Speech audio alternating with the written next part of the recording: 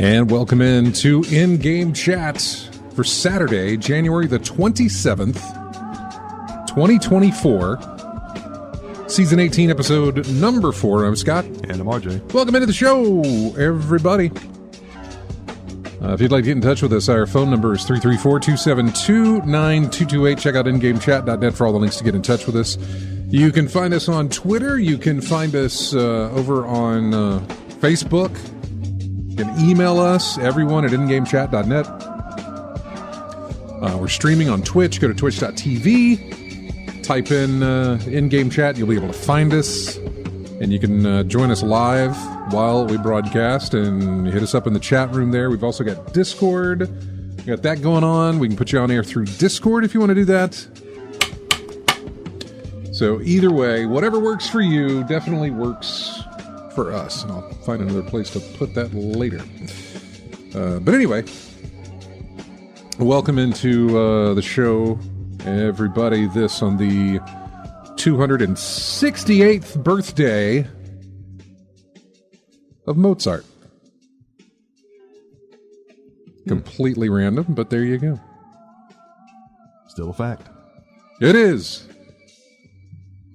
I'm sure it's a number of birthdays for very, very old people. What day? Is it the 27th of January? Mm-hmm. Sure.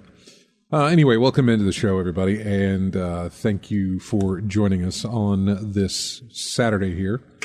Mozart was kind of good. Lethal Migraine, he's a little good. He's just, he had a few hits. He had a few number ones back in the day. Mm-hmm. And I believe his music has been used countless times in video games. Mm. Can I name any off the top of my head? Nope. But I have to believe that given its, what's the term? Free use, whatever it is, where it's not copyrighted. Mm-hmm. I'm sure, cheap and easy to use. Classical music. Welcome into the show, everybody. Thank you so much for joining us. RJ, what have you played? Well, I've been playing a little more Grand Theft Auto online. I'm having a hard time selling product lately. Apparently, there was a bunch of people whose sole purpose in life was to keep everybody from selling out of their motorcycle clubs this week. Because I went from 150,000 sale to drop down to 70,000 and drop down to 35 because people kept blowing up my vehicles for shipment. Yeah. So I just had to keep struggling along this week in that. Played a little bit more Virtua Fighter 5. Still refining my game. Trying to get better. And it's only going to get better through struggle. So I'm still struggling with that. But the newest thing I played was a little change of pace. I played a puzzle game called Pipes Master. Oh. Yeah, I thought, but it wasn't as detailed as I thought it was going to be. I thought it was going to be something like the old school Pipe Dream. Remember that one? Right, kind of like the hacking puzzle in BioShock. Yeah, something like that. Yeah, where the liquid goes through the thing and you've got to move the pieces and make them. Exactly. Yeah, I know what you're saying. Yeah. So I gave that a shot. That's what you thought it was going to be? I thought it was going to be something like that. But it really wasn't. It was more like an app game. It was just connect these pipes and make them an even flow and don't have any leaks. That's pretty much all it was. But there was no pressure there. There was no fluid coming. Right. At least in the mode that I was playing. But maybe there's something further down the line, maybe something in the higher difficulty settings that'll have actual liquid flowing and gives you a time limit. Yeah. Something like that.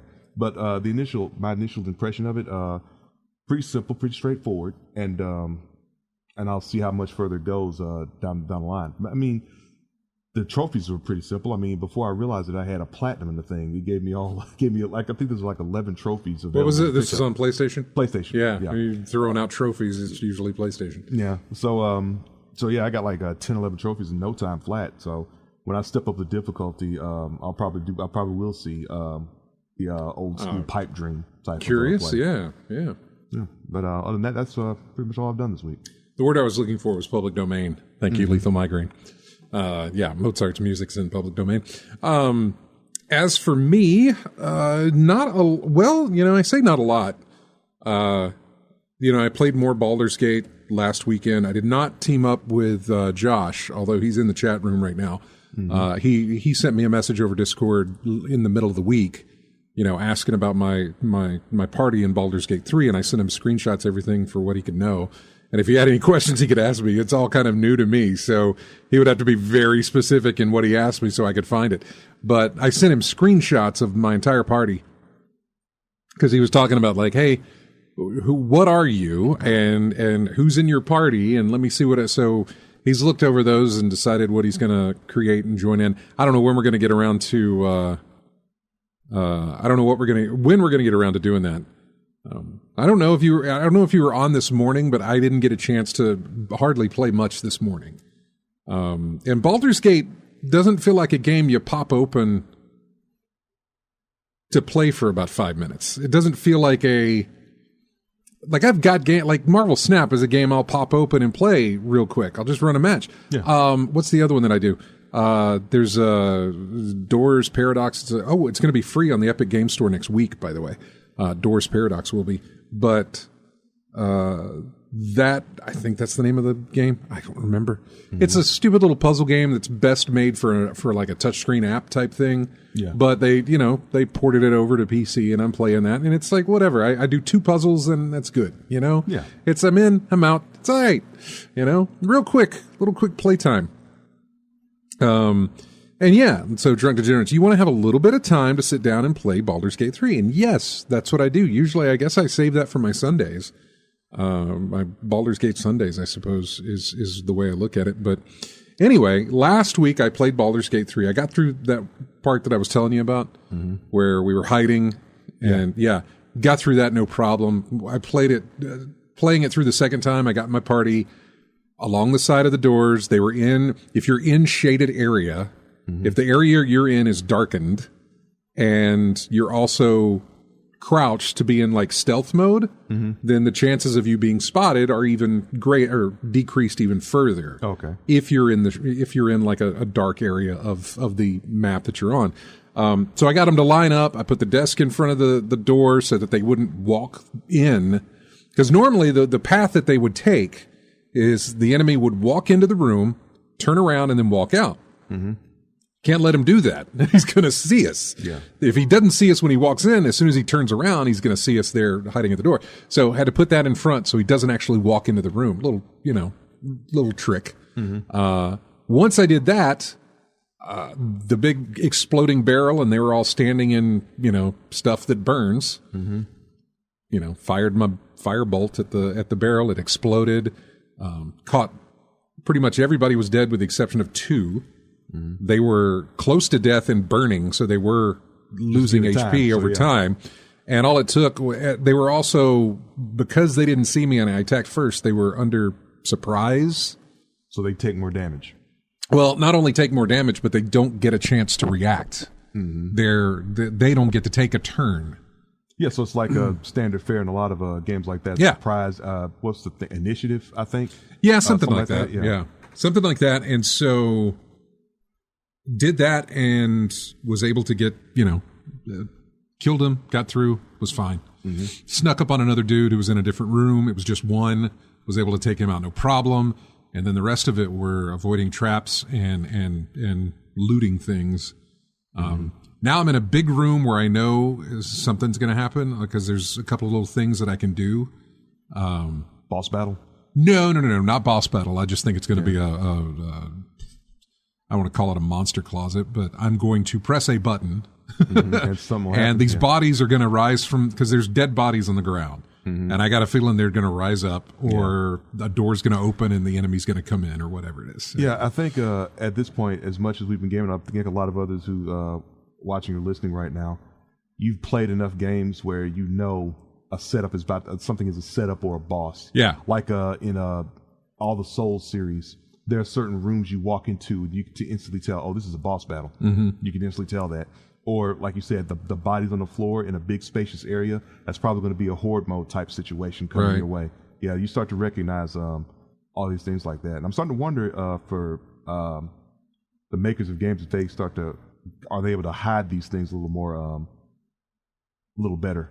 Yeah, maybe. The problem with it is that once you've triggered it, you can just load a save to restart because you know what's going to happen. Yeah.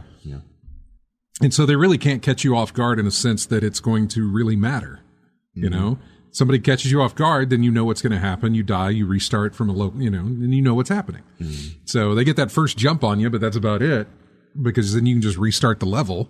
Well, but still, the first catching someone off guard is still worth it. Right, and the fact that you get a better achievement out of, if that should happen and you're able to successfully get through it, survive it without having to go through it again, you get a feeling of accomplishment out of it, of course, if you don't have to restart. But at the same time, you can also look at it as like, okay, what's my strategy here? Let me restart this level and figure out how I want. You can take it almost in a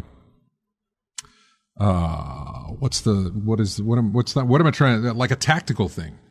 You put your guys where you want them to be at a certain spot, get the buffs on everybody so that they're ready for what's about to come, and then you trigger the effect, they come in, and then you fire this, you're going to fire this off, boom, boom, boom, boom, boom, gone. And, it also can give you a good feeling of satisfaction to be able to handle it like that. So there's a lot of ways to do those sort of things. So I played that, but I also I went back on the console on Xbox because I was just checking out Game Pass again. Downloaded Palworld because it's on Game Pass.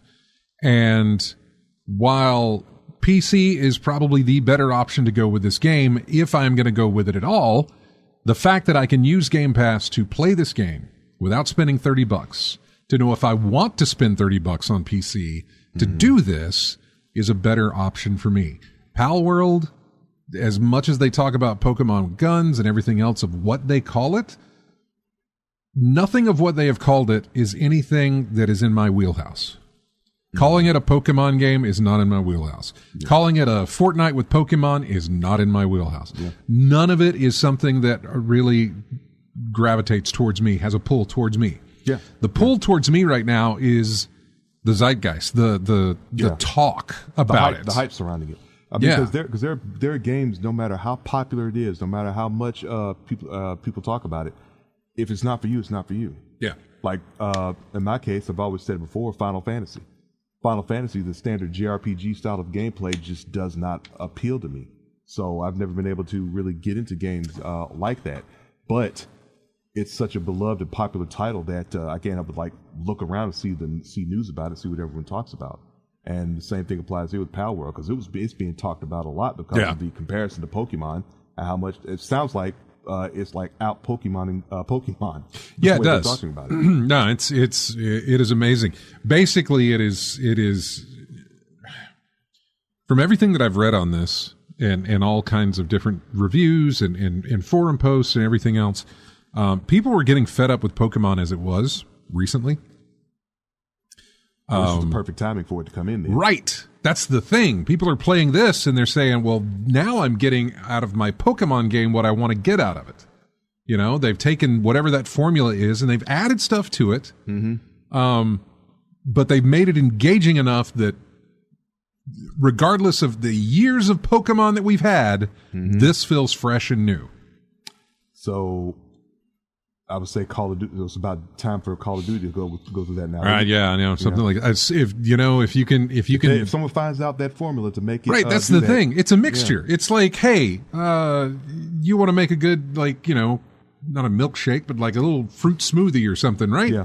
Hey, what is going to go good? Let's throw some bananas in there and maybe some strawberries. That's going to taste great, Same thing with this game. Let's get a little first-person shooter, some fortress building, let's throw in Pokemon in there. And then also you can raise them and train them, and you can enslave them, and they can do all the work for you. And just like, let's take little bits of all these different games, put them together, blend them, see what we get.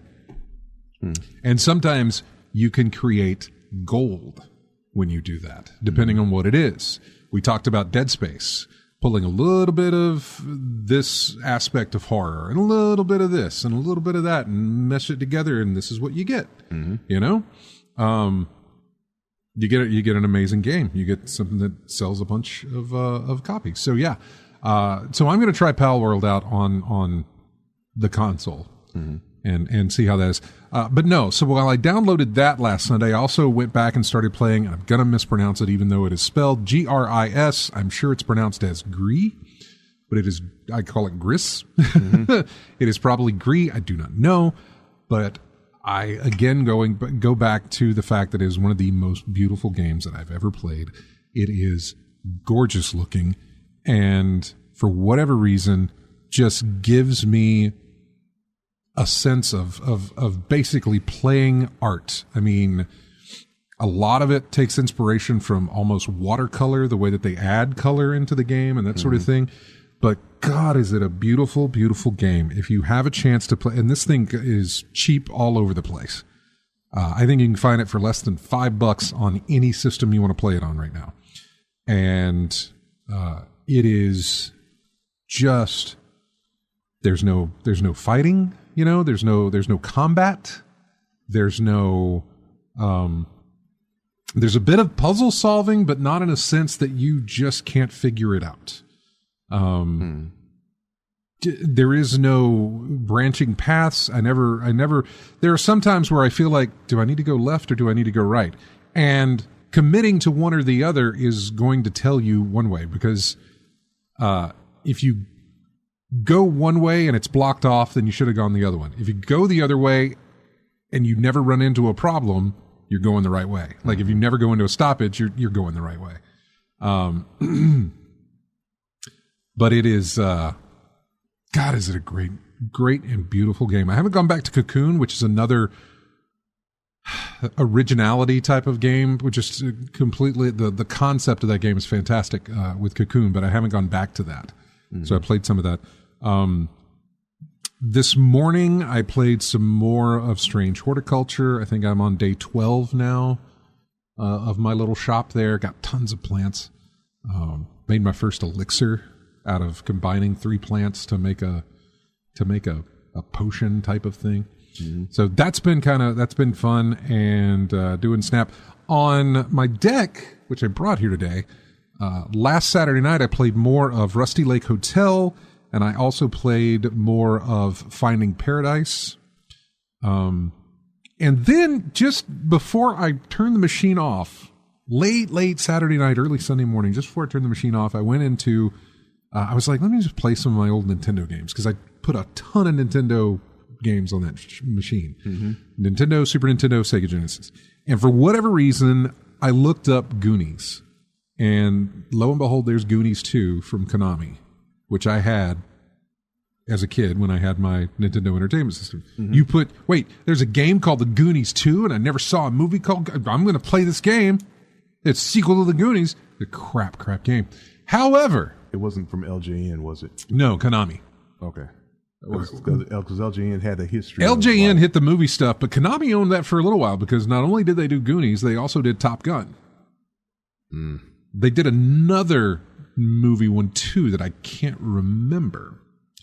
But anyway, I'm sitting there playing Goonies 2, and for whatever reason, playing it as a 45-year-old compared to playing it as a 5-year-old or whatever, however old I was when I played that. I think I was more like 11 or 10. I understood the game way better than I remember. I remember playing that as a kid and completely getting just lost. I didn't know what I was doing. Everything looked familiar. It looked the same, but for whatever reason, playing it as an older whatever, I was just boom, boom, zip, zip, zip, doing all the things that I needed to do. And it was going really, really well. I mean, I got tired and stopped playing after a while, but I made more advancement in that game in just the little time that I played it that night than I ever did the entire time I owned it as a kid, because I remember not knowing what to do. I remember being so disappointed in that game.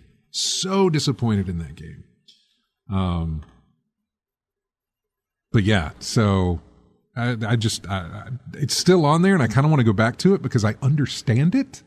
It's one of those things where it's like, I understand how to play this now. It's basically one of the many incidents of unfinished business. Yeah, that you have to finish off now. And you know, we just mentioned, but it kind of makes me want to go back to Top Gun because that's our backlog. You didn't get past stage 2 in that, did you? I didn't land I could barely get to stage 2. That's what I'm talking about. Landing the plane. Landing on the aircraft carrier was like really, really tough. And it didn't matter if you could or not, because the second stage had to refuel in midair. So regardless of how lucky I got landing on the aircraft carrier, that was a big hurdle. But it didn't much matter if I did or not. I was working my way towards failure because stage 2 was that mid-mission air refuel, and I always failed that one too. But this kind of makes me want to go back and see if it's as bad as I remember it being. It is. Okay, well, it's also, there's nothing fun to look at with Top Gun. You didn't even see the plane in that game. No, it was always first person, and that's all it was. And then you would land, and that was it. But I say first person cockpit view. Yeah, cockpit view. It's kind of a disappointing. Like I think Sega made this with Afterburner. They tried to make a sequel to Afterburner, but you didn't see the plane. You just had the cockpit view. Yeah, and I think they ended up calling it G-Lock. I know what you're talking about. Yeah, and it was just not. It just wasn't the same. But But yeah, that's just what. Yeah, it's one of the many things about the backlog. We got a whole bunch of unfinished business. I know. I'm curious about that, and I may go back and try that on Top Gun. But like you said, it's still hard. Or the fact that with Goonies, I'm seeing different stages. Although sometimes I'm seeing color swaps of stages to represent a different stage. There's puzzles, there's discoveries, there's a nice little map that you can figure out and kind of work your way through. That's way more engaging than a blue screen with digits, and then you got to fire the things that are coming at you all the time, over and over and over again. So I don't know, but I kind of want to try it just to see if it's as hard as it used to be. Ryan said, "Thinks it's hard in the game. Try in real life." Yeah, I'm sure. Exactly. I'm not saying that they took something easy and made it difficult by any means. Yeah, about landing the plane.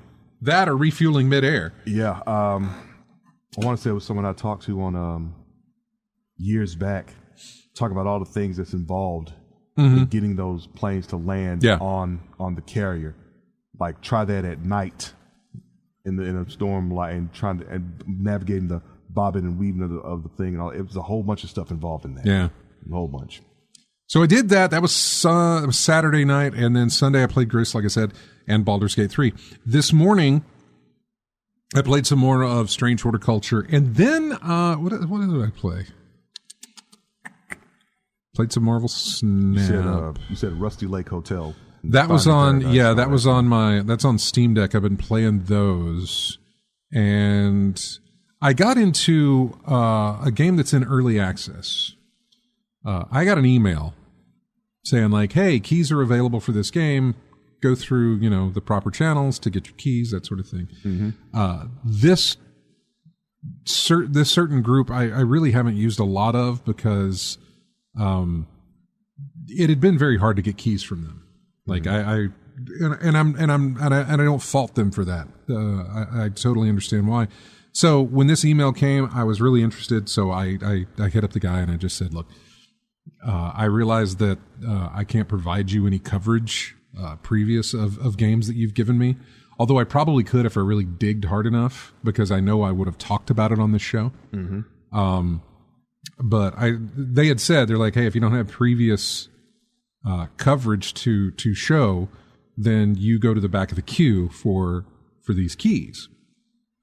And I just it's like, I know I'm going to the back of the queue, but I really like the look of this thing. I would love to give it a shot. Gave me a key. So I played a little bit of it this morning. I'm going to play a lot more of it as well. In fact, I may stream it.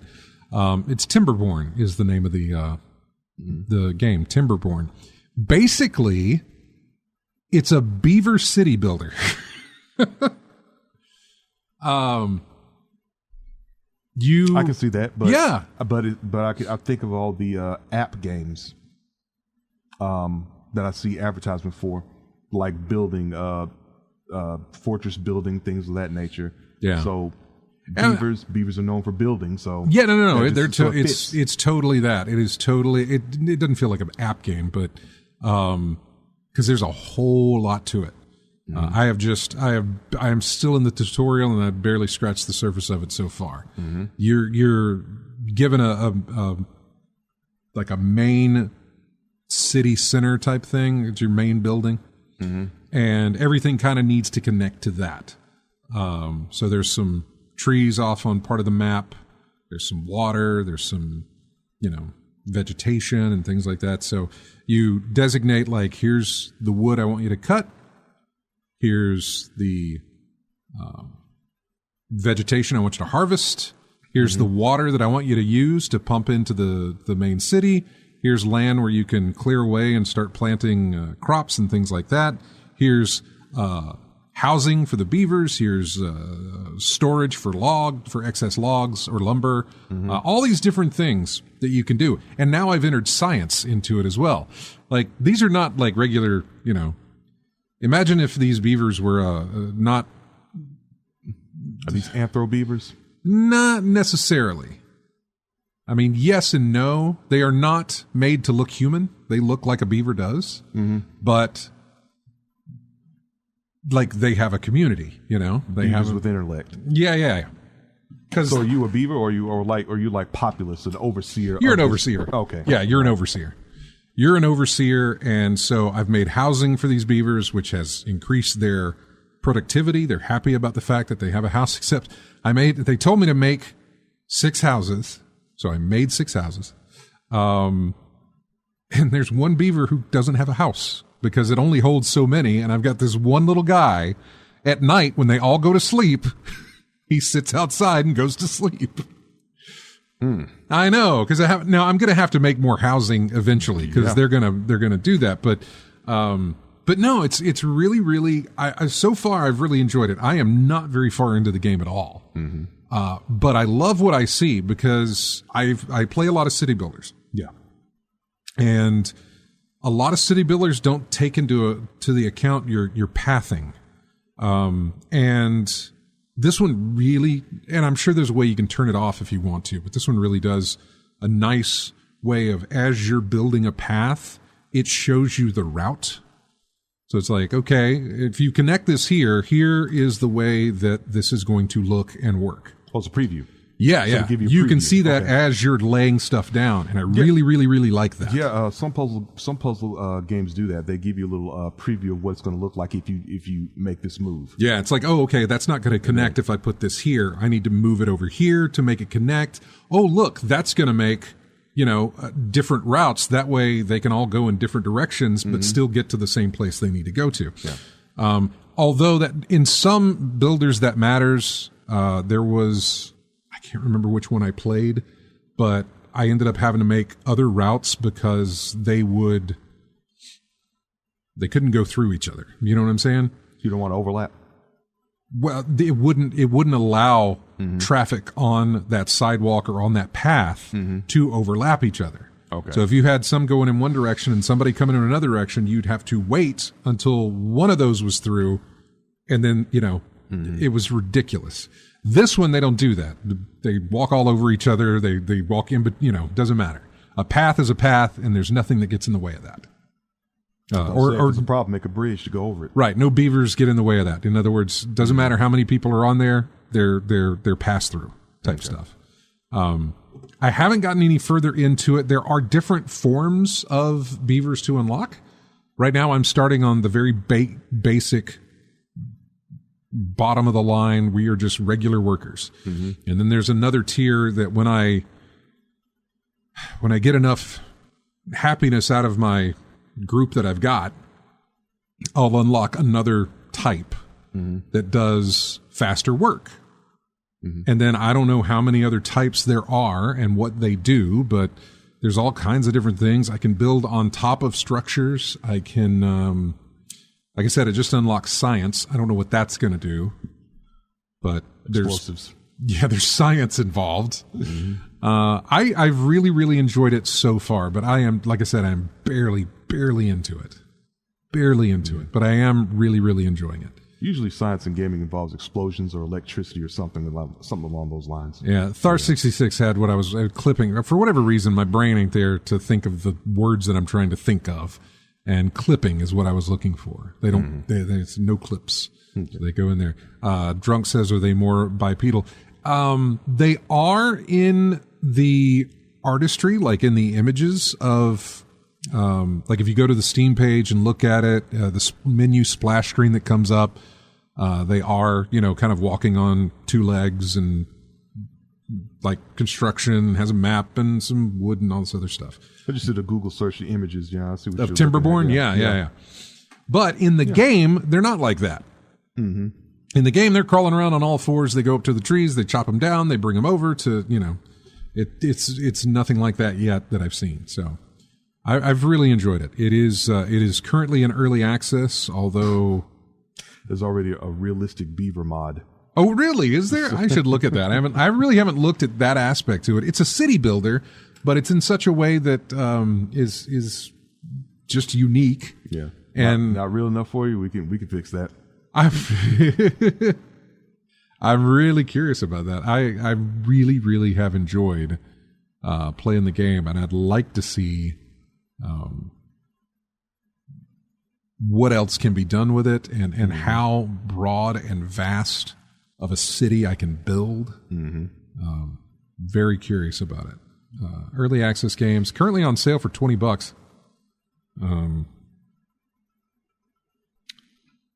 Let's see what else. What's the developer on this one? Mechanistry is the developer on this. The reviews, recent reviews show is very positive. 770 reviews there. All reviews over time, 21,000 of them are overwhelmingly positive. Yeah, I'm looking on search through, said it was like a 10 out of 10, 4.5 out of 5, all these various ratings here. Yeah, seems to be pretty doing pretty good so far. Yeah, so like I said, I'm really, really enjoying it. And again, I'm not very far into it. When did this come out? Oh my God, it came out September 15th of 2021, and it's still in early access. When is the? I wonder when this game is looking to come out of early access.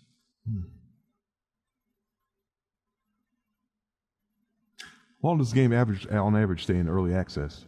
Because that's been a while. This is a long time. Yeah, it's been a while. So I've never really paid attention to it, to be honest with you, because most games come out of early access. Yeah.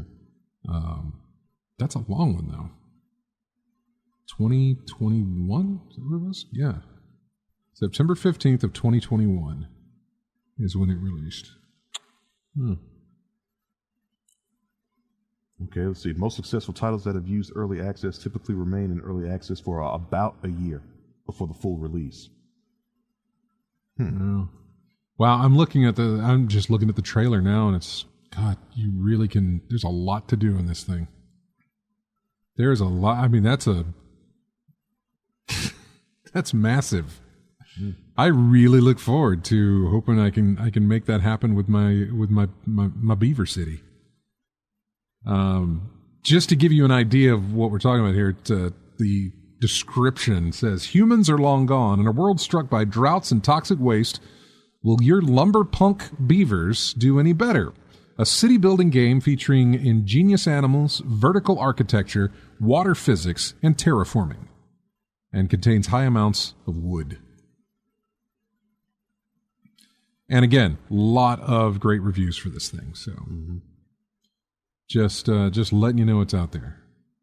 Yeah, I know. Star Citizen throws everything out of the water as far as how long before this gets released. I get that. I know. Anyway, we're going to come back and hit up the news right after we take a break here. This is music from the main menu of Turok 3. I think Turok 3 recently had a remaster, and I don't think I found music for that, but I did find music for Turok 3, and so we'll be back with more of In-Game Chat right after this.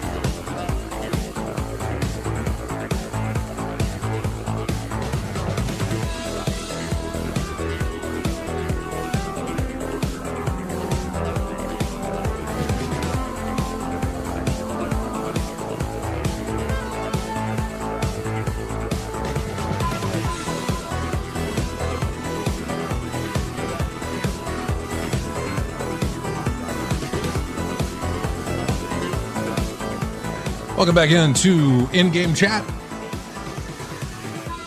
Music from a game I'd really like to try out that I've heard really good things about. Rollerdrome. Name of that track is called Echo Basin. Let's go to the phones, talk to Chris. Hey, Chris. What's going on, y'all? Not much. What's going on with you, bud? Same as usual, playing this and that, and one of the ones I'm kind of looking forward to, if it ever does come out on consoles or PlayStation down the road, is Enshrouded, but they say it's going to be in early access for at least a year, and they haven't excluded console uses. They haven't said yet, but they'll determine that later. But that one looks really fun, so I've been watching one of the YouTubers play it and enjoy watching him play it. I think that'll get a console release. I really think it will. I don't know how soon or anything like that, but I think it will. I have heard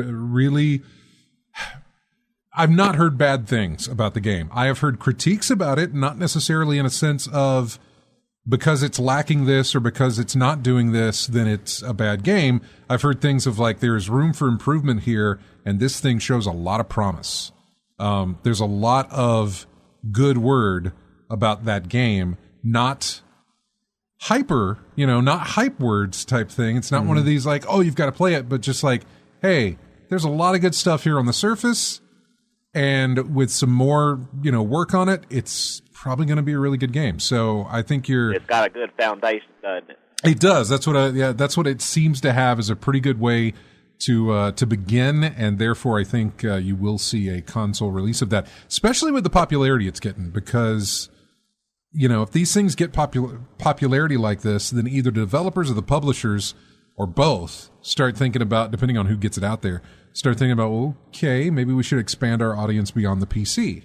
So I think you may see that. I think the developer or whoever's, I think the developer has actually stated that it's going to be in early access for a minimum of 1 year, and then when that time comes, they're going to fully release it. And then they're going to think about it and see what they're going to do with console down the road. But they haven't said definitely set in stone yet, but they haven't excluded the thought of that. You sure? Because it says platforms are PlayStation 5, Series X, and Series S, and Microsoft Windows, according to this, according to just Googling Enshrouded. Yeah. But I think that's what they're saying. They're going to wait and see, but if they're going to do it, they're going to probably wait till console until it's fully released. Right, okay. Yeah, it says Steam, and then it says later PS5 and Xbox Series X. Yeah. So it will get a console release then. But yeah, it looks like it's going to be at least 1 year. From what they said, it's going to be in early access until it's released. But hey, they'll have that time to develop it even better, and hopefully it'll catch on like wildfire, like everything else seems to have been doing recently too. So yeah, that's another one I'll keep my eye on as well. I'm curious about it also. And I've seen some of the craziness and some fun that people have been doing in Palworld. Yeah, that's one we're going to be talking about, and not necessarily because none of us have played it. But I mean, there's plenty to talk about with it, especially just the massive blow up it had last week, and then of course the conversation about Pokemon and AI and plagiarism. Oh, one of the things I saw here recently that's kind of, that has to do with the translators for Japanese anime that do the subtitles for that ones that have not been dubbed in English. That that just has the subtitles. Yeah. Where some of the ones have been the different people or something have been making woke decisions and not translating it true to the source, and they started going with AI programs to do it instead of the companies that do this. Yeah, because money. Yeah, it's way cheaper, and then and also ruining their product too. Because the Japanese. Oh, it's horrible. This product, and this is not what it's based on, and this is not what was said in Japanese. Well, we'll just use AI to do it if the companies won't do it the way it's supposed to, and leave it true to the source material.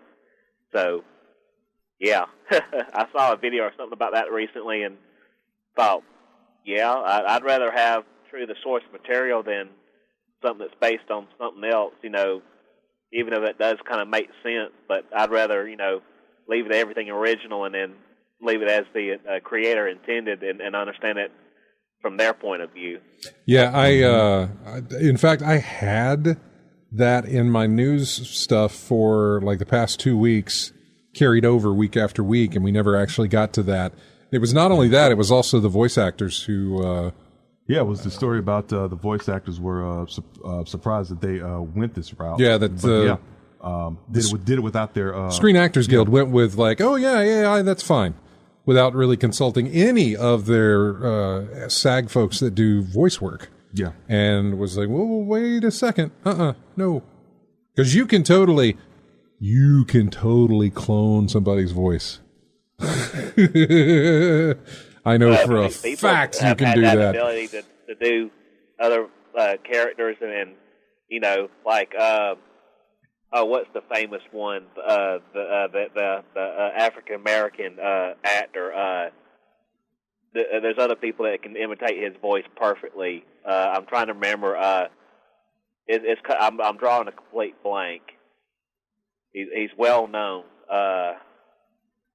And he's a voice actor? Yeah, no, it's not a voice actor. It's a real. Someone who never can do an impersonation of. Yeah, impersonation. But I'm trying to remember. I guess the equivalent would be everybody has an Arnold Schwarzenegger impersonation. Yeah, right? Some pretty good at that. It's some of the clips that Greg has played, and I can't remember his name. I'm drawing a complete blank. Well known.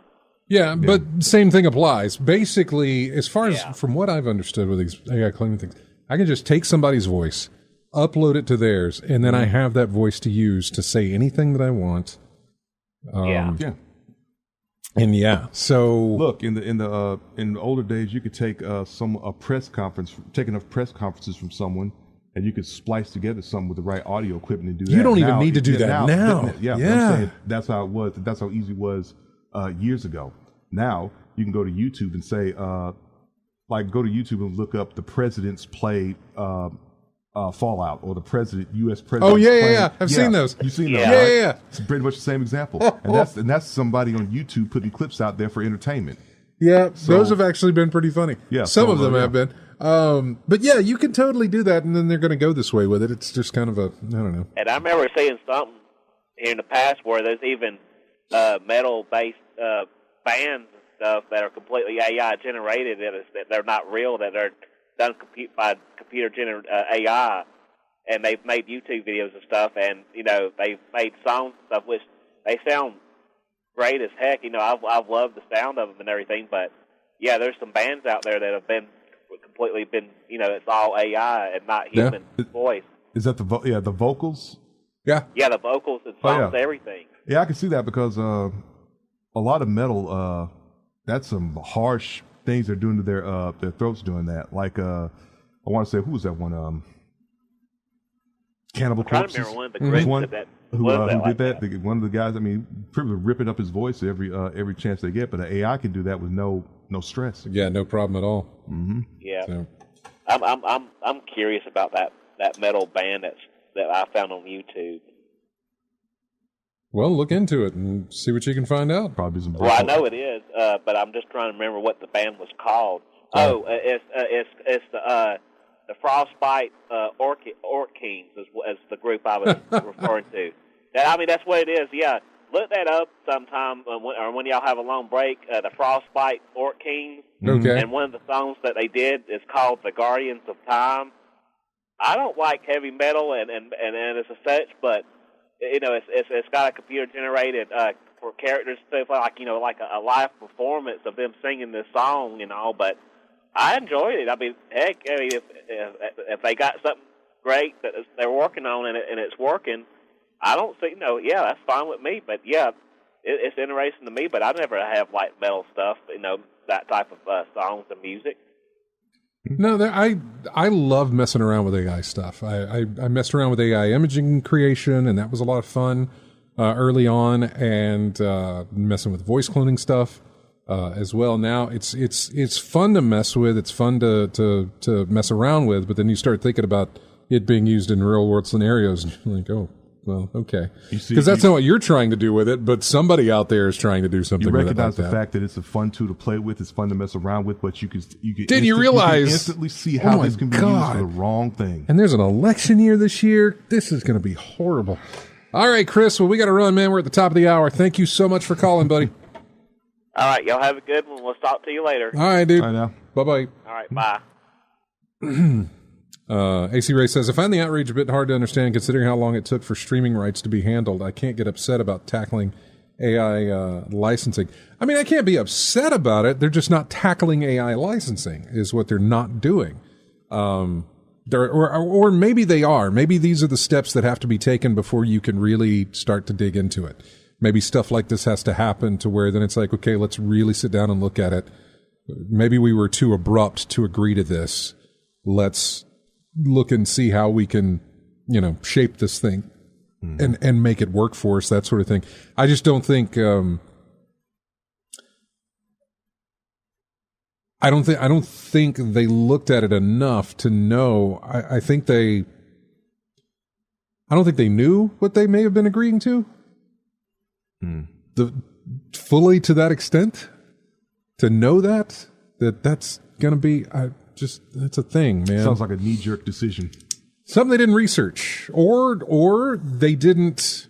Well, they obviously didn't because they didn't reach out to any of their voice actors to talk about this, like they should have. And I'm specifically talking about the Screen Actors Guild there. We got Steve who's joined us in Discord, and we have a break here. So hopefully, Steve, you can hang around. We'll jump right to you as soon as we come back. We've got music here from another recently released game. These are all out from, I think, the November into December type stuff. This is the main theme from a game called Gangs of Sherwood, which sounds like it's, Robin Hood and as merry men, I think. Anyway, we'll be back with more of in-game chat right after this.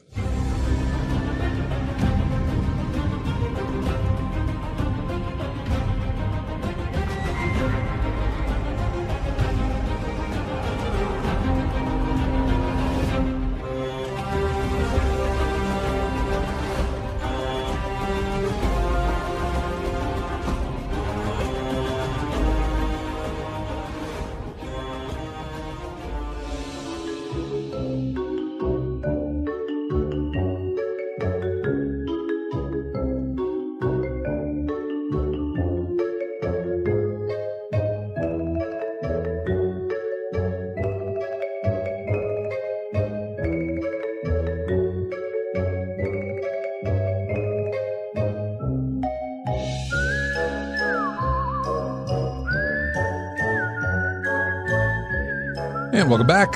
To in-game chat, music from Have a Nice Death, the main menu of Have a Nice Death. Welcome back to the show. Steve is in the Discord channel. I think we've got him there. You do. There he is. I haven't talked to you in forever. How's it going, man?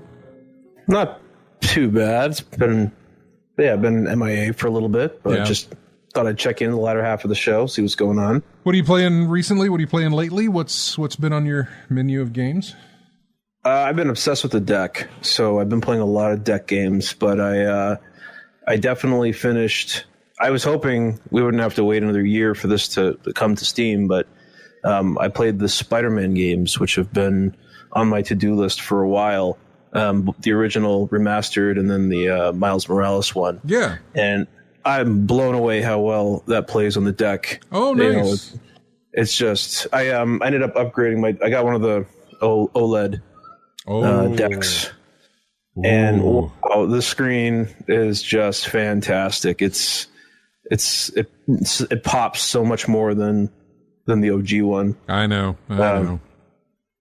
But yeah, it was really great playing through that. The performance was excellent. Those games are fantastic, and it makes me just want to go out and buy a PlayStation and play the second game. That's something Matt did.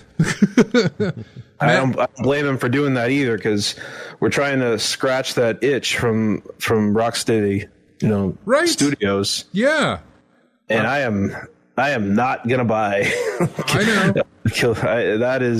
That game. I think we can talk about it now because there was a closed alpha. Were you in that? I was. Oh, yeah, I would love to hear about your time with that. I think we can talk about it because I saw that something happened and people were talking about it and releasing their opinions about it. I think. Man, I don't know. Trust me, I don't think anybody's run into Rocksteady or Warner Brothers and been like, this show that I listened to was talking about your game. I'll say this: I stopped playing in the middle of the tutorial. I was just done after that. I could not even get through the Why? What was the block? What kept you from finishing the tutorial of all things? The combat. The combat was not what I was hoping this game would be in any way, shape, or form. Right. I think it's mostly shooting. Yeah. There's no the Arkham games are there's a shadow of them present in this, other than it's a WB property. But I wasn't into that's not a game I want to play. I don't want to play something where you shoot all the enemies and you're jumping around the sky. That's a far cry from where I thought maybe this would be heading, even though there was footage of all this, right? There was a trailer and there was gameplay and all that. I know. But I still try to, I still try and convince myself that I know my record. My record being is that, that looks like crap. I'm never going to play that. And then it releases and I end up playing it. But I look at this and I'm like, there's no way I'm going to play that, right? There's no way I'm going to play that. No, I'm not. And I keep wondering, am I going to change my mind? Am I going to play it?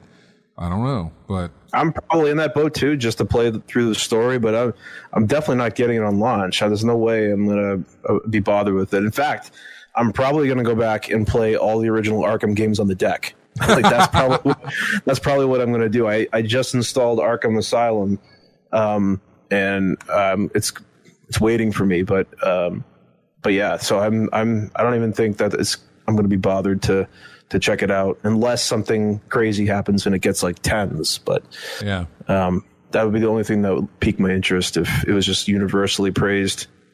Yeah, I don't see it happening either. I did read a few things about the way that they're handling their content, and a lot of their seasonal pass type stuff and everything else. Everything that you can, outside of buying the game outright, everything that you can spend money on after you've purchased the game is strictly cosmetic.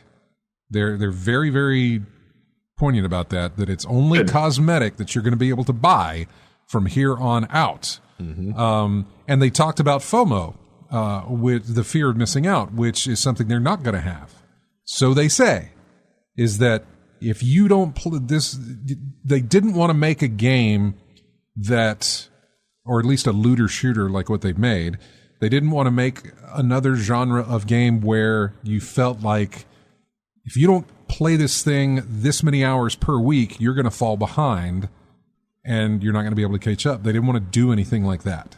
They wanted it the Destiny thing. Yeah, basically, which coming from Destiny, I'm like, thank you.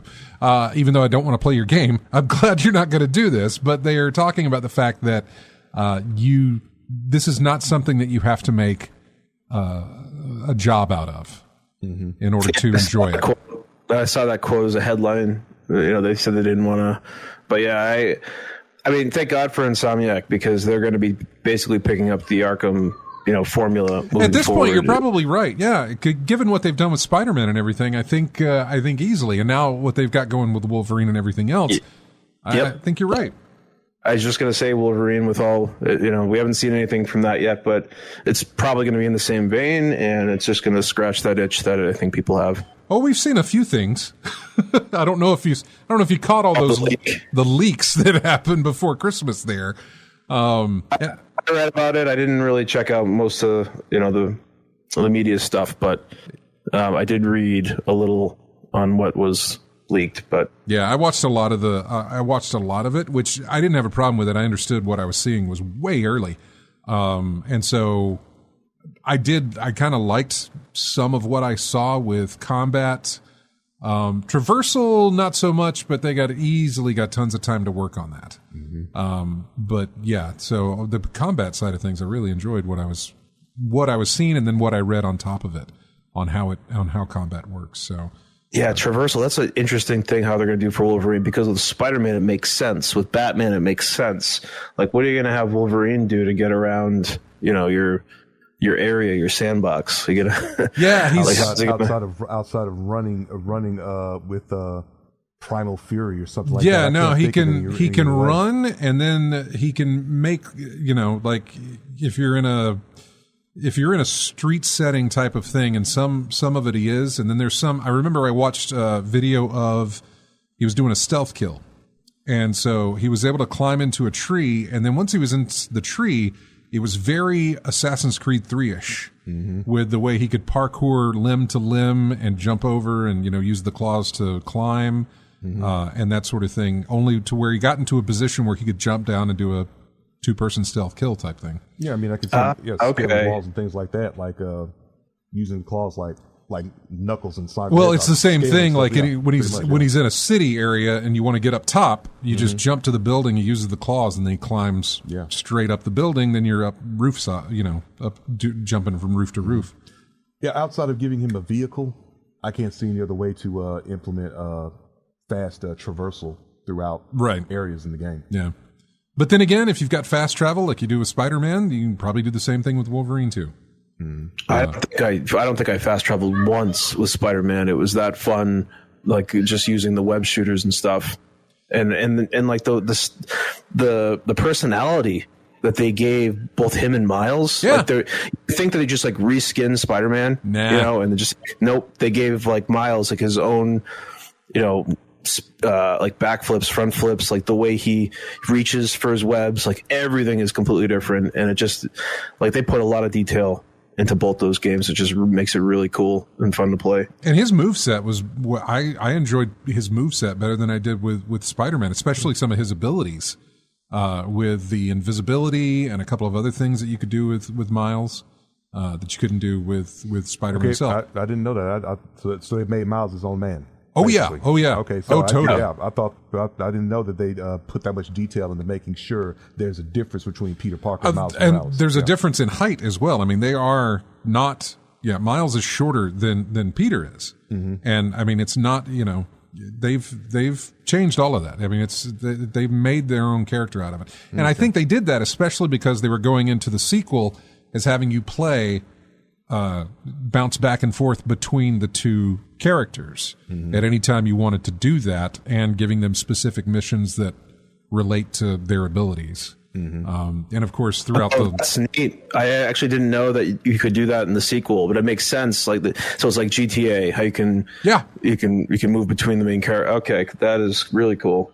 I think they all have their own stories and stuff that you can play, and then there's some missions where you are playing as both of them, or they join together to play, that sort of thing where you have both of them, and then there's some missions that only Peter does, some that only Miles does. But you can switch at any time.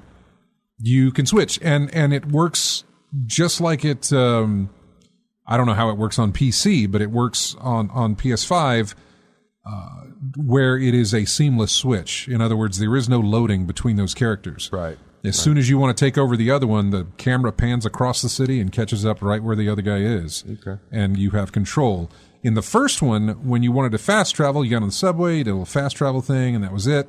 It was a lot quicker than actually web swinging through the city. And I only used it, I think, once or twice, mainly because it was annoying to have to. I was like, I was just over there.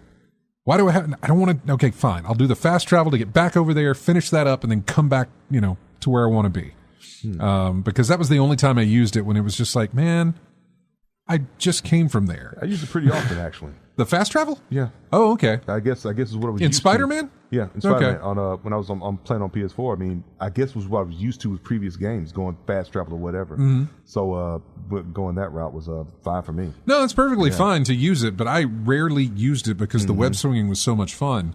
I just rarely ever messed around with it. And there was so much to do, like on the way to your next mission. Like I had to get all the side quests and find all the collectibles and everything like that. Yeah. But then you also had to do certain moves at certain locations. Like, they would say like 2 challenges for every, crime that's going on.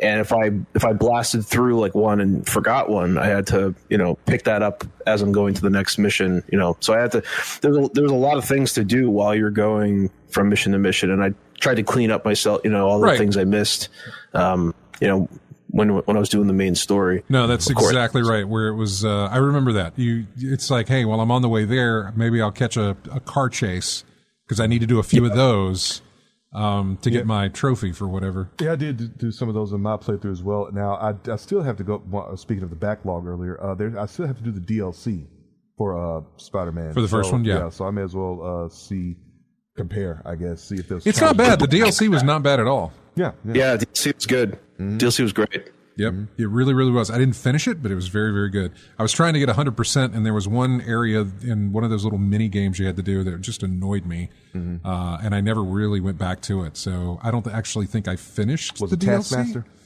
No, it was that new. You had to do it for her internet thing. I hate those. Oh, the internet girl. Yeah, the clout chasing stream girl. Yeah, I can't remember what her name was, but I hated him. I couldn't stand him. We can't remember her name, but we remember it was annoying. I remember it was annoying as all hell. Yeah. Yes, it was very annoying. So let's see, what else was gonna throw at you? Huh? I gotta look. You got to look it up. Find out what her name. I'm looking too. I'm like, what is it? I can't think of it. Wasn't it like, oh God, I thought it was like digital. Screwball. Yeah, that's her. Okay. Yep. That's who it was. Screwball is described as the world's first live streaming supervillain and commits crimes to get more hits on her webpage. Yeah. That's I hated those challenges. I hated them. They were really tough. They were annoying. Oh, they were annoying. But yeah. So, I don't know. What did you want to hit? Have you played Palworld? No, I haven't. I don't think I'm ever going to touch that. But. I wasn't sure, man. I didn't know because I see a lot of people on my Steam friends list like, they're starting up Palworld. Not in your wheelhouse. It was like one of those days you come on Steam and you check your activity and it's like has purchased Palworld, like it just kept going and I'm like, what? What is this game? And then I went to the stats and it's like the number. It even like went past Counter-Strike and I'm like, what is going on? Still is it I think it holds the second it might even be first now because the peak today was 2.1 million on Steam. I can't even that might be more than Dota and any of the other ones that held that title for a while, but it's insane how popular this game is right now. Unreal. And it even shows, like, I don't know if Nintendo's like paying attention, like, to what they need to do with a Pokemon game, you know, moving forward. But there's the blueprint. It's almost it's almost like, you know, when EA screwed up with SimCity, and then like City Skylines 2 came in. It's like, well, if you're gonna keep screwing it up, we'll just do it correctly. And then they basically own that space now. Yeah, but it feels like though you really can't get in trouble for making a city builder. There's nothing. It feels like it would be harder to get caught plagiarizing a city builder than what Palworld is doing. I mean, none of the things are named anything with a trademark, right? And they just kind of take on, you know, a little bit of some characteristics of each. You know what I mean? Like, none of them are ever exact. So it's the same thing. Like, if there wasn't Counter-Strike, you know, if that game wasn't doing something that, you know, the fans wanted, another game would come up called, you know, Strike Counter. I don't know. Counter terrorist, and it would do well because that game just failed, right? So it's just a matter of taking space in an area that like a franchise isn't using. Well, I think we said it earlier in the podcast about how if someone has a genre or a game, they do it really well enough, and they've done it for so long, someone comes up with something a little better. They've had plenty enough material to look at to see how you're doing these things. So we're gonna do the same thing, just a little bit better, and you get instant success. And that's what Palworld looks like. You took Pokemon and outdid Pokemon, and now you got this. There's I don't know, what did they say? Because I have. What did I have? Pokemon. Hang on, where's it at? Pokemon Company plans to investigate Palworld. Well, they plan to investigate because of the mods that they allowed, aren't they? Wasn't there like a Pokemon mod that somebody already made? Well, we can assume the statements about Palworld, the allegations. On January 24th, the Pokemon Company posted a statement on its Japanese website written in both Japanese and English. In it, the company says that it will take appropriate measures to address any acts that infringe on intellectual property rights. While this isn't a promise to pursue legal action against Pocket Pair, or Pocket Pair, whatever, it's clear that the Pokemon Company can't ignore the rampant comparisons that have popped up in the wake of Palworld's success. It sold over 7 million copies in under a week. The full statement says, we have received many inquiries regarding another company's game released in January of 2024. We have not granted any permission for the use of Pokemon intellectual property or assets in that game. We intend to investigate and take appropriate measures to address any acts that infringe on property rights related to Pokemon. We will continue to cherish and nurture each and every Pokemon in its world and work to bring the world together through Pokemon in the future. Pocket Pair has stated, though, that it jumped through all the appropriate hoops to ensure that Palworld would not be subject to copyright lawsuit.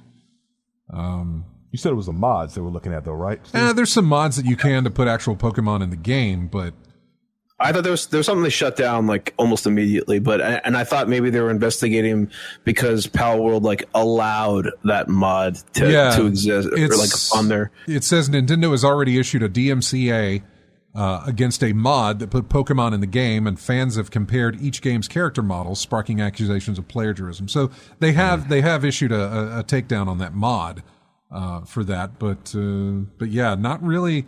It doesn't seem like they're really going to look into this as far as that game's concerned. I think it's okay. It should be fine. They should be fine. I mean, now Pokemon will just be like, okay, now we got to do our own game because, I mean, look what's going on. They're going to be.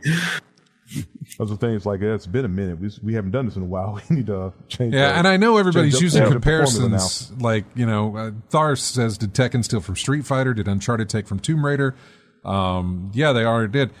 The problem with that is that, man, some of these comparisons are really, really close.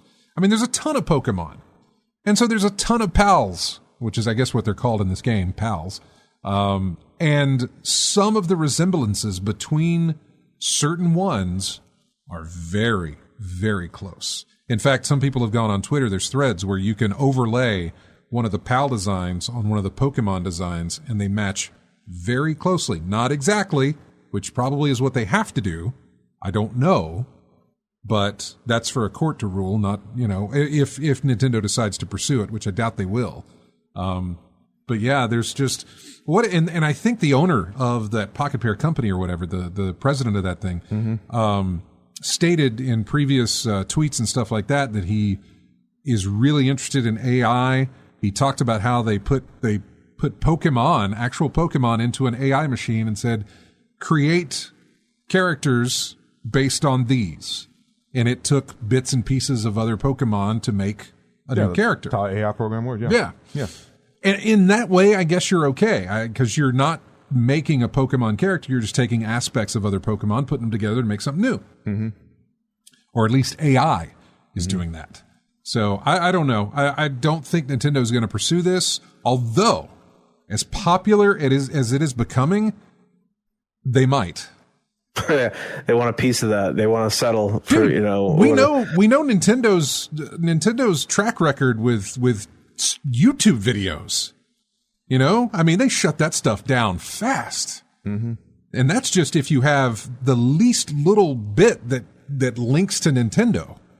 They'll jump on you. So I can't now. Maybe they've already looked at this and they said, "Yeah, we don't have a fight here," and that's why they're not pursuing it as hard as they want to. Or maybe they are. Like you said, if it gets more popular than it is now, which is entirely possible, they might just look into it. I know, put a little more effort into it. You've been talking about how it's business. I mean, I'm looking at some of the similarities here. It's very borderline. Like there's there's two sheep. It's like you can't. I mean, that's not. Yeah, but Steve, that's the thing. Sheep. Yeah, but Steve, that's like you said. You say it's borderline, but someone that probably have a different opinions may say that's too close or too similar. Right. Like it's a very nebulous. Very. So yeah. And it could be something that the court looks and says, "Look, you took inspiration from this. You owe them credit." Yeah, you catch the right judge. Yeah, at the right time. Then you may not get any kind of monetary thing, but you may have to put something in there to credit the Pokemon Company or Nintendo for some of the stuff you've done. I have no idea, and I don't know if that's going to be the case because I don't know that they're going to. Again, I really feel like they're not going to push for a lawsuit on this. And I'll tell the only reason I'm telling you this now is because of all this talk. I can't believe that they haven't already looked into this. As quick as Nintendo is to jump the trigger on YouTube videos, this is an actual game that was released, and they should have already been on it by now, if that was the case. Yeah, I don't know. I went to grad school for business law, and I remember talking heavily about copyright infringement and trademarks, and you would have to prove, you would have to say that Palworld is harming Nintendo at what monetary value, and then there's a lot of things that need to happen in order to kind of prove this together. Like if you're just making a character there's a billion things out there that are characters that look like birds and sheep, and just because I know. I don't know. I know. Thar66 makes a good point in the fact that we talked about how popular Palworld is now. If Nintendo were to step in and kill this thing, the amount of consumer hate. I was just going to say blowback. Nintendo, yeah, like you get that many people that popular about it. Like he references like 9 million people right now. Currently, it's sold 9 million copies, and then Nintendo comes in and says, "Nope, it's wrong. You're done." And now these people are going to be really upset with Nintendo. Is that true? 9 million? That's what he's saying. It's apparently close to 9 million now, is what he says. Now I have no idea, and I don't know where to go to find this, but it's not something surprising. They'd already hit like 7 within just a few days. So, I'm sure that's where we're. It's like they made $270 million in a week. Man. That's a lot of Twitter accounts. It is, and I haven't played it. I'm thinking about playing it on Game Pass since I have it on console, and I could just try it out and see. It's not, again, it ain't a game that looks like it falls into my wheelhouse, but with all the talk about it, I might as well give it a shot because, I mean, if it hooks, it hooks, but I don't think it will. Is this game relevant to you? Similar games you've played, No Man's Sky and Space Engineers. That's interesting that it referenced Space Engineers. Let me see if I can find Steam and see what it says for mine, because I am very curious about that. Similar to what? It never works out for me. Like the games that show similar to me, they're like complete opposites, or like there's one maybe reference to something in the game that is in the game that's similar to me. Similar to me was No Man's Sky and Terraria. So that's... I can't imagine buying that and hoping that it's like No Man's Sky. Like, what is the... I don't know. I really don't know. I have no idea. I don't know what to expect. Things maybe? Huh? Procedural generated stuff. Yeah, I got a couple of guys from the Destiny clan playing this thing, and I'm curious, like, maybe I can jump over there and play and find something new with my Destiny folks. So yeah, it's not Steam Deck playable, it says, or at least it's playable is what it says. It's not verified, but it's playable on Steam Deck. That's kind of like Arkham Asylum is playable, but it's not. There's like things there's some workarounds you have to go through to get it to run properly. It's fine. It takes 2 seconds. Yeah.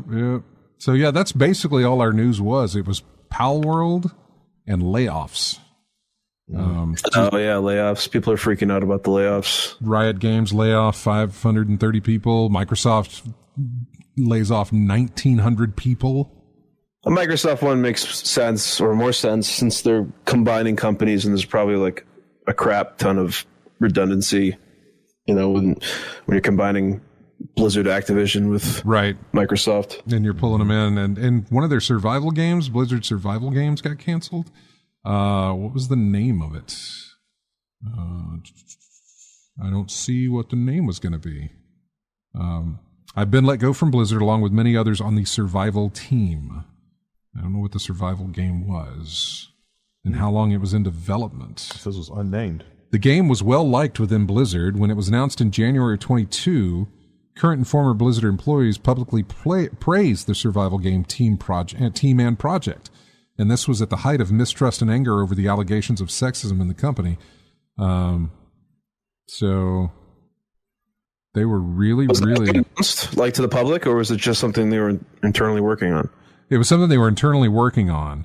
Former Blizzard president Mike Ybarra, who also exited the company this week, said that after the 2022 announcement that he'd played many hours of the game and was incredibly excited about the team's vision and brand new world it presents for players to immerse themselves in together.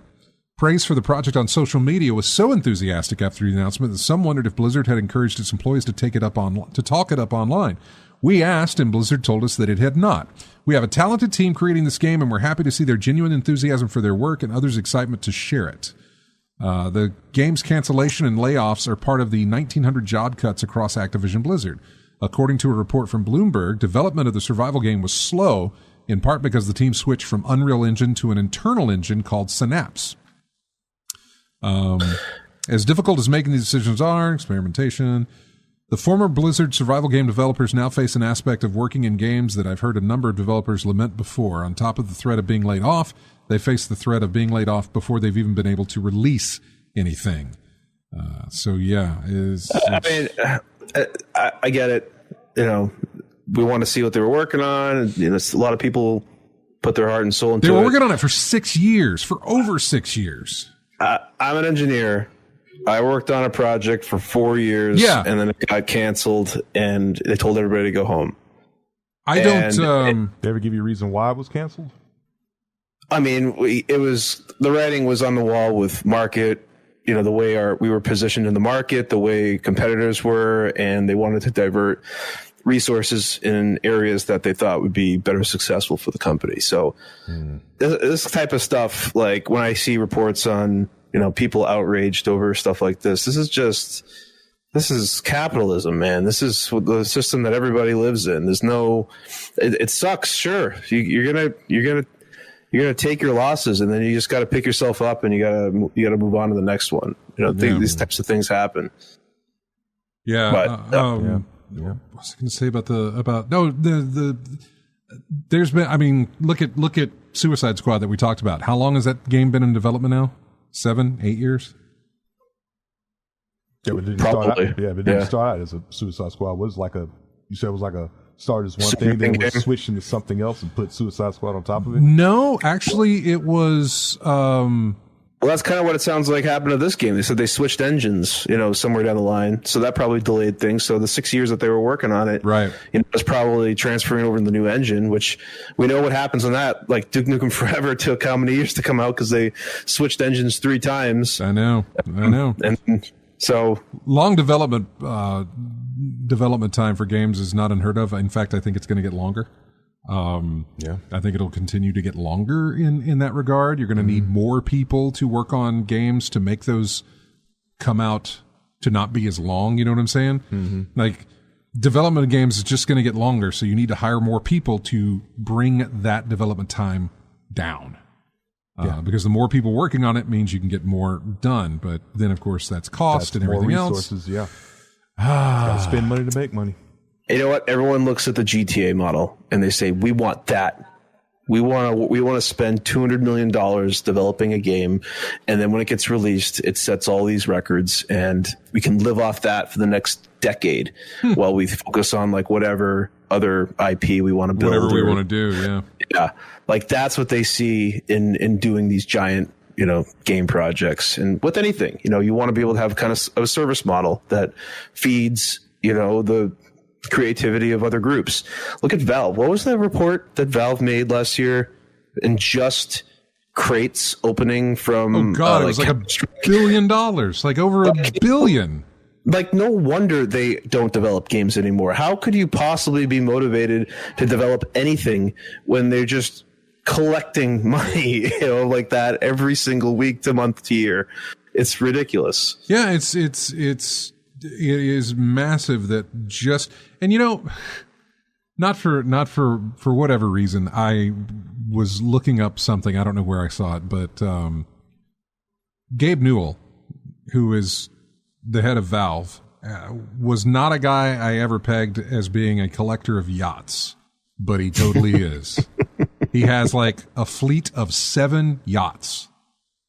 7 yachts. I remember he had Microsoft money too, right? Like he was already still got Microsoft money, man. That dude is rolling in it, and he's got, like I said, he's got a fleet of 7 different yachts. You need 7. It's cool because he can. Scott, you need one for each ocean, right? I guess so. So you need to have one docked in each ocean that you can go to, and then that's there you go. Yeah. So but it's not surprising. $1 billion on just crates. That is amazing. I haven't looked at any of my my old items and crates and keys and all that. I haven't looked at those in a long time. I wonder if I've got anything that's worth anything. I don't know. I'm full on CS2 right now, so send them to me. I'll have to check. I've never played a game of CS2. I've never played a game of Counter-Strike or Counter-Strike 2. Never have. Day of Defeat Source, I played plenty of that. Really enjoyed that back with the crew a long time ago, but never got into Counter-Strike. Never did. So I don't think I've got anything from there in my Steam stuff. But I think keys or crates or something from Team Fortress 2. Mm-hmm. But yep. I don't know what. I'm not sure. I'll have to look that up. So, well, Steve, anything else you want to talk about before we head? We got to take a break here, but was there anything else you wanted to cover? No, I'm going to get going. I just want to pop in, and I haven't really been playing anything brand new because I've been actually building a media room in my basement, like a theater. Oh, and I'm pretty close to finishing that up. I guess you saw my purchases over the holiday season there. At least I think you did, because I picked up Baldur's Gate 3. I think you did, because I picked up Baldur's Gate 3, I got Dredge and Dave the Diver, and I got Talos Principle 2. I got Baldur's Gate's my Thursday night game. I am playing that. I have a little embarrassing revelation of that game. Of Talos 2? No, Baldur's Gate. Oh. I had no idea that was a Dungeons and Dragons game. Zero. How did you not know that? I've never played any of the games prior, and I just bought it because everybody else was buying it and they wanted to play it. There's actually a pretty nice way to play it multiplayer. So we have a crew on Thursday night, where we run through it. And I had I started seeing similarities. You know what? I watched that Dungeons and Dragons movie that came out last year. Yeah. The one with Chris Pine. That was actually pretty good. Yes. And I was noticing some similarities with that. And I'm like, and then the rolling. And I started putting two and two together, and I'm like, "Holy crap! I had no idea." I would have loved to have watched that revelation we were in your face. I'm like, what? Literally 10 hours into the game, and I'm like, "Is this a Dungeons and Dragons spinoff or something?" Me and Josh, Drunk Degenerates, are going to try and do a co-op session there. In probably tomorrow, maybe, I don't know, because he's in Germany and I'm here, so our timing's a little off, but we're going to try and do something like that. He was It's fun. Yeah, he was prepping a character to join me. Do what? I was just saying, it's fun playing with other people. When you have someone representing every character, it makes it, it adds an extra dynamic that maybe you wouldn't have done something the way that they play it. Yeah. And then, of course, it's different every single time. It doesn't you never get through the game, and it's a completely different story almost. Yeah, he says we're gonna do it tomorrow. We're gonna make it work somehow. So we're gonna try and make that happen. So, all right, man. Well, you take care, and we will talk to you later. All right, good talking to you guys. All right, have a good one. See you. We're going to be right back with more of in-game chat here in just a few. This is music from SteamWorld Build. It is the end theme of the game. We'll be back to wrap things up right after this.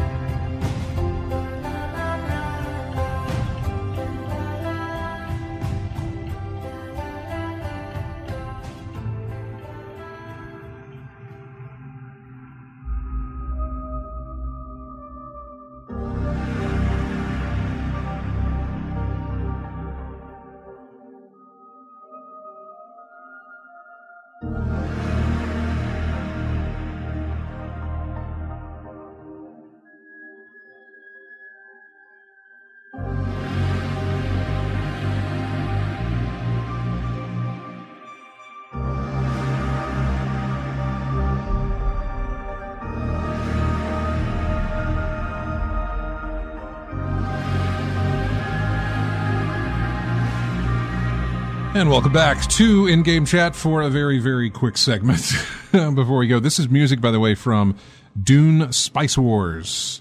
The name of this track is called House Ikaz, I think, if I'm pronouncing that right. So I looked at a little gameplay of Spice Wars. Looks kind of cool. It's like a, top-down, almost like Halo Wars, remember Halo Wars? Yeah. Yeah. Whatever. It's a tactical shooter or something like that? No, StarCraft? Yeah. Do you ever played StarCraft? I've never played, but I've seen pictures right, of like the you've video. got, somebody goes over here and they build an outpost, and yeah, exactly. Yeah. It had that look to it. I don't necessarily know that that's the way it is played, but it had that look to it. And I'm actually kind of curious about it. I've heard good things. I think you can play it on Game Pass, I believe. So Anyway, welcome back to the show. Not a lot of time here, and there really wasn't a lot more to really get into. Some of the things that we didn't cover, we mentioned the Microsoft cuts. Then we had Riot lay stuff off, and then we got into the Palworld stuff, and there was just, it was just all of that we kind of went over and brushed over, really, about the controversy with the plagiarism stuff. Then they had a massive memory reset bug that was impossible to recover from. They've patched that and fixed it. Console has had a lot of problems with the game. PC has had very little problems with the game. I'm not that worried about it. I just want to play it to see if I like it, and then I would pick it up on PC. I would not stick with the console on that one that I know of. So, Batman Brian says he's been playing City of Heroes this whole time. First game in a long time that I'm back to playing daily. I really need to look into that. I really, really do. I keep forgetting. We talk about it on the show, and I keep forgetting to do it. But I really, really need to go and do that. So, a lot I need to do. A lot of stuff I'm looking forward to. I'm looking forward to playing more Timberborn. I'm looking forward to playing more Baldur's Gate 3 here tomorrow. And, maybe I go back to my console stuff and do some more there. Some more on that, and the Steam Deck as well. I need to work on that. My touchscreen stopped working, it seems like. So I want to see if I can. Yeah, it was the weirdest thing. I thought it may have been a update or a setting or something you clicked on or whatever. But yeah, doesn't seem like to be any of the three. I read something about what you can do to kind of go into the BIOS and do a thing there. I have kept it turned off this entire time. So let's see. Let me turn it on. Mm-hmm. I'll see if it works before we end the show here, and see if maybe the touchscreen kicked back in and worked again. I don't know. I love my deck. I would like to get the OLED version, which means I would need to do something with this one. But I would like to get the OLED version of it. I've heard some fantastic things about the OLED. Well, this thing. Is that the fan? Yeah, the speaker's up here on the front. Okay. Touchscreen still does not work that I know of. Yeah. Doesn't seem to want to rest. Oh, I can play Timberborn on this? Nice. Donkey Kong. Sorry. I'm doing exactly what you would think I would do whenever I open up a machine. I forget that I'm talking on the air.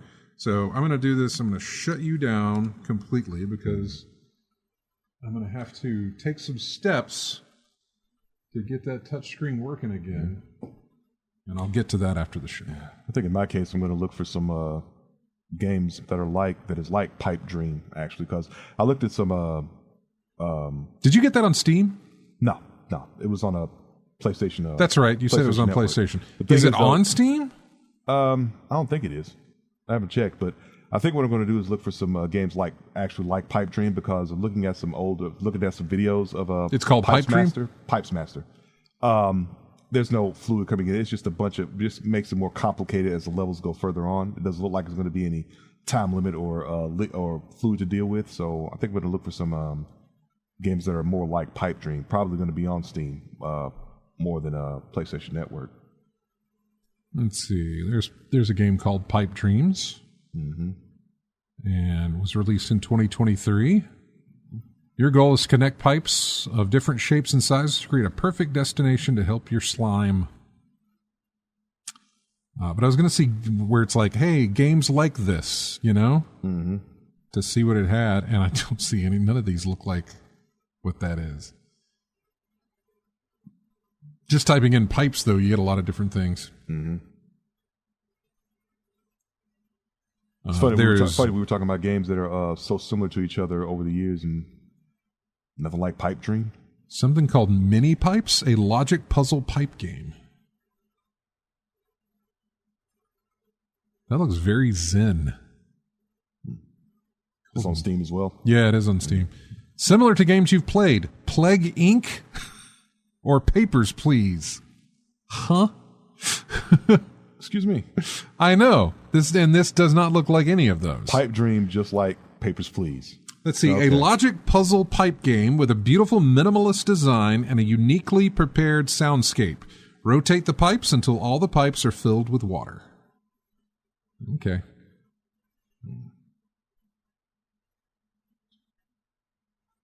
Alrighty.